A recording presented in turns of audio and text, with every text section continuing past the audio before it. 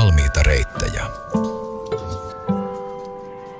Vaikeampaa on nähdä reitti, jota ei vielä ole olemassa. Joskus nopein tie ei ole suora.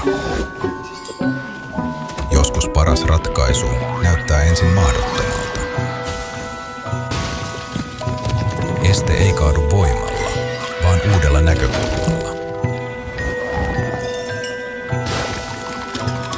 Juuri siellä, missä tutut keinot loppuvat, luovuus alkaa tehdä työtään. Tarvitaan kykyä ajatella vinoon, kiertää, venyä, kääntyä ja kokeilla. Ei siksi, että erikoisuus olisi itseisarvo, vaan siksi, että oikea ratkaisu löytyy harvoin ensimmäisestä, ilmeisimmästä paikasta. Luovuus on taitoa nähdä mahdollisuus siellä, missä muut näkevät vain esteen. Se on kykyä muuttaa muotoa ennen kuin on pakko sopeutua.